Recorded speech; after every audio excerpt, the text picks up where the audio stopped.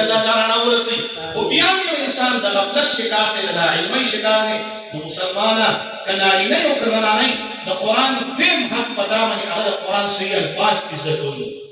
اوس دا ځان له موضوع د قران صحیح الفاظ زده کوي او دا دې باندې ځان د خبره کوي چې دوی تاسو ته قران فهم حق د قران صحیح الفاظ زده کوي چې قران نه ویلي قران وایي چې قران ویلي یعنی کې فرق دی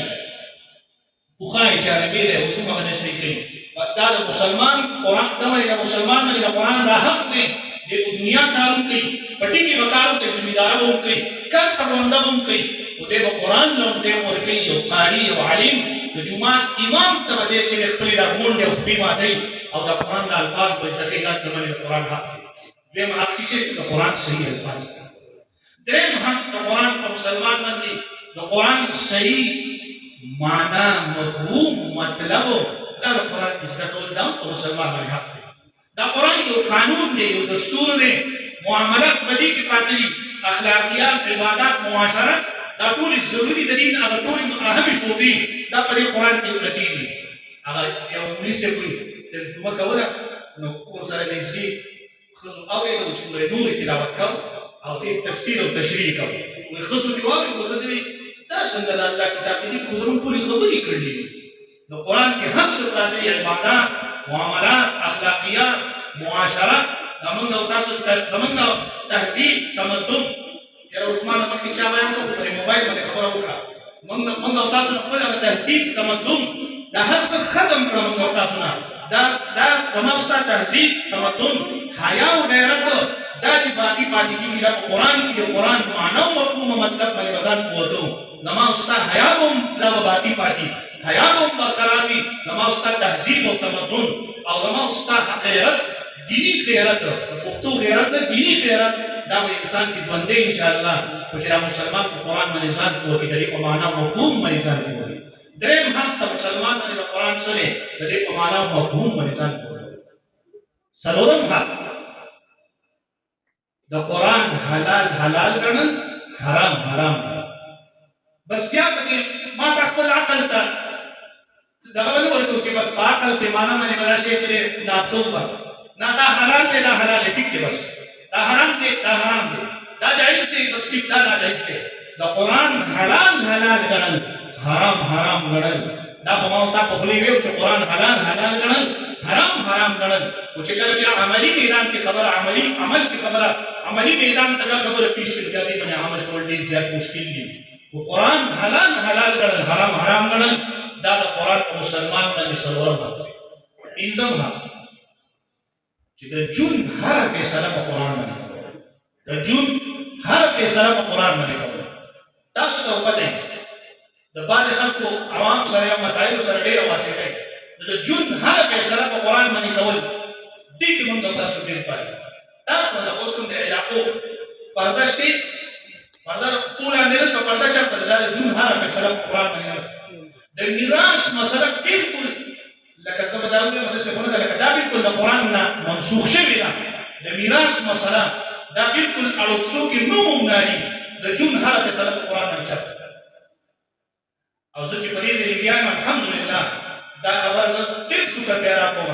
چې ضرور کار ما په دې مسله باندې خپل مهنت وکړو او هغه مسله مې خپل کړي شو اوس کله کې جاری کړم دا به اول زموږ پوری چې د میراث په مسله باندې عمل وکړو ولې ټول قرآن راوړو ته خپل خوشاله مونږ ته په دې دومره جهاد کې زما پلار او ترته 28 کنال پاتې شو کوم دا نو ورکولې دومره دغه ونه نه یو مطالبه کړې و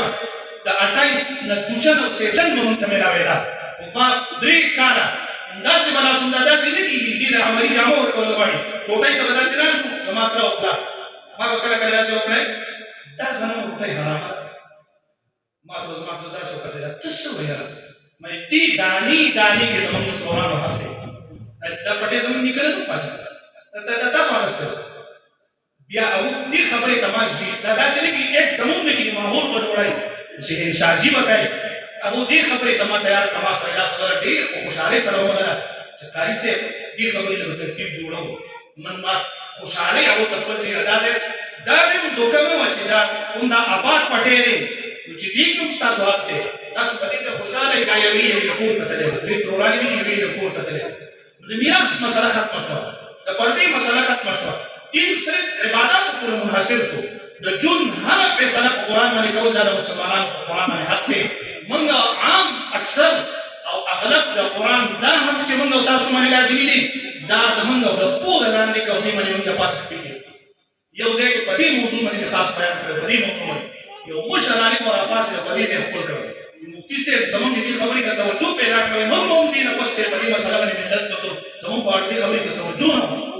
زم چې پکار د علماء او مفتیان او د کلي مشران